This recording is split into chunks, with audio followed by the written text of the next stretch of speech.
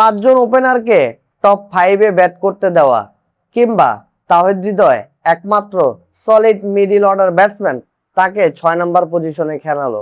আসসালামু আলাইকুম, বিডিগেট আড্ডার পক্ষ থেকে আমি রকি আছি আপনাদের সাথে। এই মুহূর্তে যারা আমার এই ভিডিওটি দেখছেন সবাইকে জানাচ্ছি আন্তরিক শুভেচ্ছা এবং অভিনন্দন। বাংলাদেশ বনাম নিউজিল্যান্ড তৃতীয় ওডিআই ম্যাচ, অঘোষিত ফাইনাল। আজকের ম্যাচে যারা জয়লাভ করবে তারাই সিরিজ জয়লাভ করবে।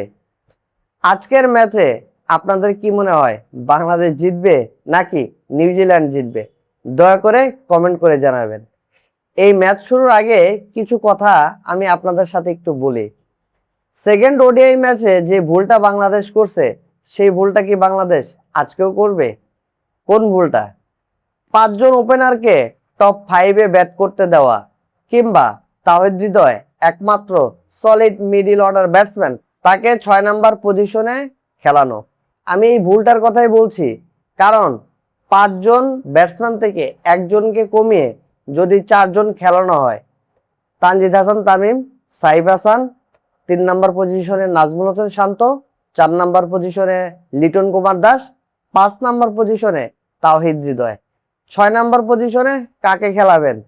মাহিদুল ইসলাম অঙ্কন, এই ছেলেটাকে 2টা সিরিজে 15 সদস্যের স্কোয়াডে নেওয়া হয়েছে। আপনারা জানেন পাকিস্তান সিরিজের সাথেও কিন্তু মাহিদুল ইসলাম অঙ্কন ছিলেন, কিন্তু তাকে খেলানো হয় নাই। আমি চাই আজকের ম্যাচে যেন মাহিদুল ইসলাম অঙ্কনকে একটা সুযোগ যেন দেয় বিসিবি। 7 নম্বর পজিশনে মেহেদী হাসান মিরাজ, 8 নম্বর পজিশনে খেলবেন রিশাদ হোসেন, 9, 10, 11 এই 3টা পজিশনে অবশ্যই আমাদের 3 জন বোলার। তবে যদি মুস্তাফিজ, তার যে ইনজুরি কনসার্নটা ছিল, ইনজুরিটা যদি একটু কাটাইতে পারে তাহলে সেক্ষেত্রে মুস্তাফিজ যুক্ত হতে পারেন। মুস্তাফিজ যদি যুক্ত হয় তাহলে তাসকিন অথবা নাহিদ রানা যে কোনো একজনকে রেস্ট দিতে হবে।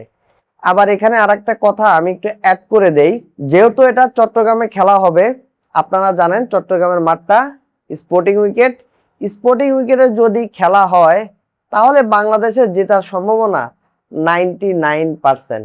আর যদি স্লো পিচে খেলে, স্লো উইকেটে খেলে, তাহলে সেক্ষেত্রে 50-50 চান্স। তবে আমার যতটুকু বিশ্বাস, বিসিবি এই ভুলটা করবে না। চট্টগ্রামের মাঠ সবসময় batting friendly wicket, sporting wicket. এই উইকেটে যদি খেলা হয় তাহলে বাংলাদেশের জেতার সম্ভাবনা সবচেয়ে বেশি।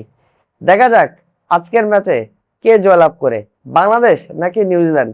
বাংলাদেশ যদি জয়লাভ করে তাহলে বাংলাদেশ সিরিজ জয়লাভ করবে, আর যদি নিউজিল্যান্ড জয়লাভ করে তাহলে নিউজিল্যান্ড এই ওডিআই সিরিজ জয়লাভ করবে।